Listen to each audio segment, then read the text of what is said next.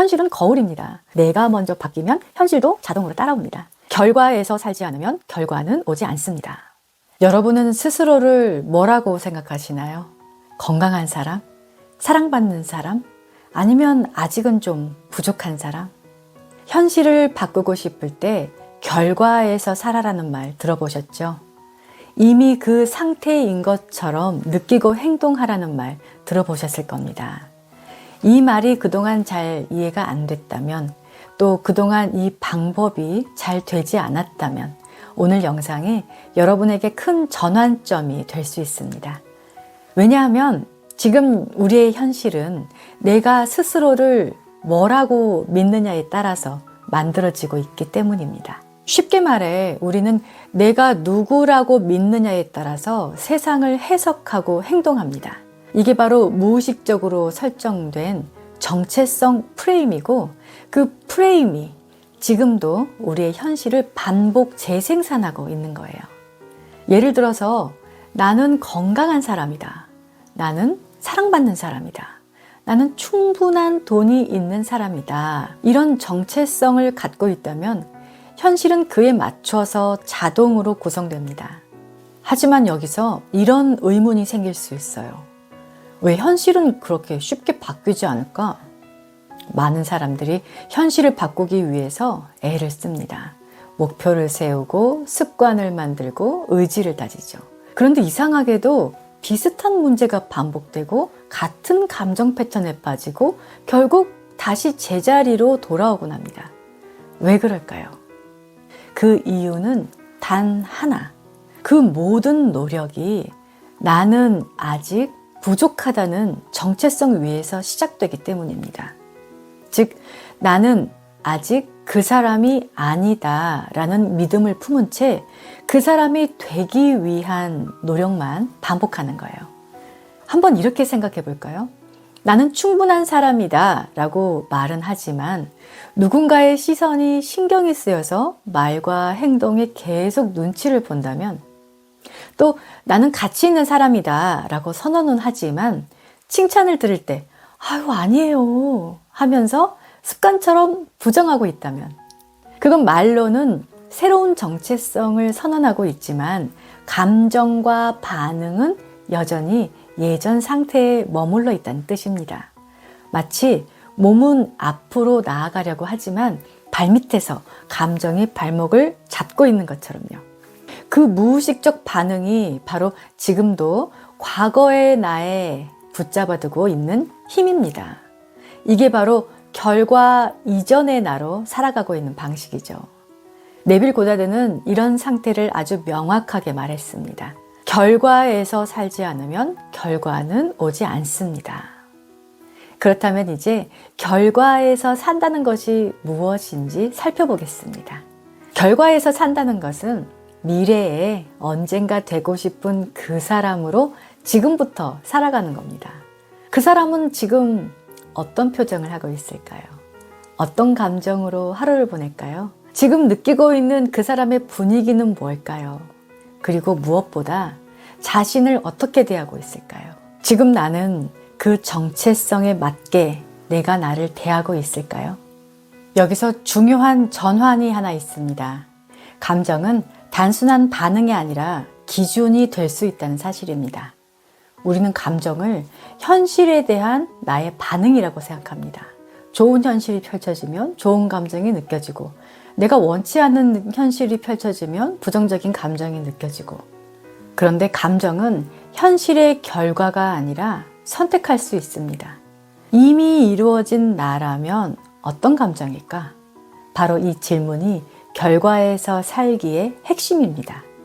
지금 느끼는 불안이나 조급함, 두려움은 아직은 내가 결과 이전의 나로 살고 있다는 안내 신호일 수 있습니다. 바로 그 감정이 무의식의 신호를 보내는 방식입니다. 이제 이 내용을 실천으로 옮겨볼 시간입니다. 예를 들어볼게요. 먼저 돈에 대한 정체성을 바꾼 경우입니다. 생활비를 결제할 때 예전에 나는 매번 통장을 먼저 확인했습니다. 이걸 써도 될까? 이거 사고 나면 잔액이 부족하지 않을까? 카드를 쓸 때 그 미세한 긴장감이 있고 잔액을 확인하면 한숨이 나왔죠. 하지만 이미 충분한 돈이 있는 나는 다릅니다. 그 감정에는 확신이 있습니다. 물건을 고를 때에도 이 정도는 충분히 가능하다, 이런 여유가 몸에 깔려 있습니다. 어깨는 편안히 내려가 있고 표정은 부드럽습니다. 결제를 마친 후에도 잔잔하게 편안함이 남아있죠. 결과에서 산다는 건 이런 감정을 일상에서 먼저 선택하는 것입니다. 다음은 건강한 사람으로 존재하는 예입니다. 아침에 일어날 때부터 예전에는 오늘도 기운이 없네, 몸이 왜 이렇게 천근만근 힘들지, 이런 불편함부터 느끼면서 일어났죠. 몸보다 먼저 불안감이 올라왔습니다.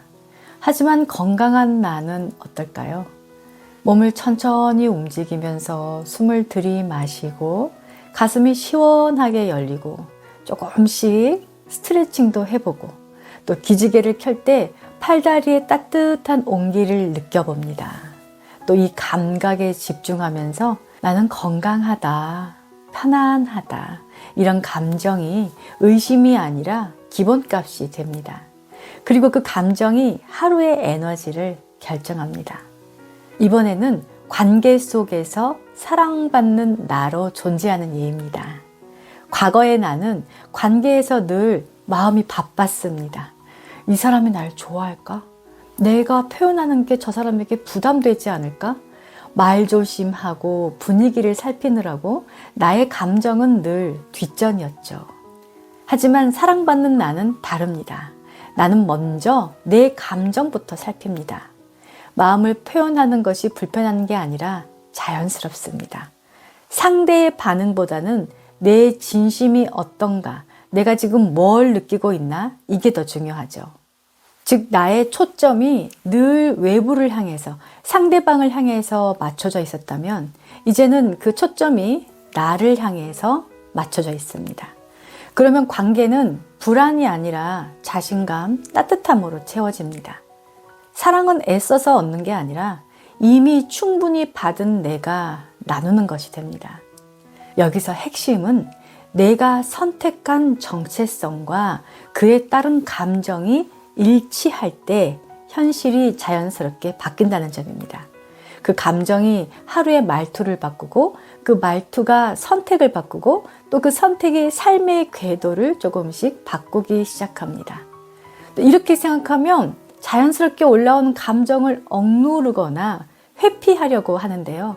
그게 아니라 예전의 감정이 올라왔을 때 아직 나는 예전의 습성이 남아있구나. 나를 안내해주는 신호로 받아들이고 이 감정을 수용하고 흘려보내면 자연스럽게 새로운 감정을 선택할 수 있는 상태가 됩니다. 이걸 꼭 기억해 주시기 바랍니다. 무의식은 익숙한 정체성을 계속 현실로 복제합니다. 새로운 나의 정체성을 받아들이려면 반복이 필요합니다. 하지만 반복은 억지로 하는 강요가 아니라 철저한 설계입니다. 나는 어떤 사람으로 살기로 선택했는가? 이 질문을 매일 아침 감정과 함께 선언하세요. 핵심은 이것입니다. 무의식은 반드시 현실로 반응합니다. 지난 영상에서 말씀드린 감정 루틴 3단계 실전법 기억하시나요? 아침에 일어나자마자 지금 느끼는 감정을 체크해보고 이 감정으로 하루를 살아간다면 내가 바라는 현실이 펼쳐질까 체크해보는 겁니다. 그리고 다른 감정을 선택해보는 거죠. 또 하루를 보내면서 중간중간 지금 내가 풍기고 있는 분위기는 어떻지? 감정을 체크하고 그때그때 채널을 돌리듯 다시 조정하고 마지막으로 잠들기 전에 잠재의식에 새기기 위해서 그날 있었던 일들 중에 가장 기분 좋았던 일을 떠올리고 그 기분을 느끼면서 잠에 듭니다. 그러면 아침에 일어나서 이 루틴이 계속 반복되면서 내가 선택한 새로운 정체성에 맞는 감정 습관으로 만들어지게 됩니다. 이게 바로 네빌 고다드가 말하는 결과에서 사는 사람으로 가는 빠른 방법입니다. 결국 현실은 나 자신을 비추는 거울이라는 사실로 돌아오게 됩니다. 현실은 거울입니다. 외부 조건을 바뀌어야 내가 바뀌는 것이 아니라 내가 먼저 바뀌면 현실도 자동으로 따라옵니다. 현실을 바꾸고 싶다면 이미 결과를 이룬 나로 살아가세요. 이게 네빌 고다드가 말한 결과에서 살기의 본질입니다. 이제 중요한 질문은 이것입니다. 이미 원하는 내가 되었다면 오늘 하루 나는 어떤 감정으로 시작할까? 나는 지금 나를 누구라고 생각하고 있는지, 나는 아직 가고 있는 중인가요? 아니면 도착한 사람인가요? 이 질문에 감정으로 답해 보세요. 다음 영상에서는 네빌 고다드의 결과에서 살기 원문 낭독이 이어집니다. 그가 직접 말한 문장 등을 통해서 이 내용이 우리 안에 더 깊이 새겨질 수 있는 시간을 가져보겠습니다. 오늘도 함께 해주셔서 감사합니다.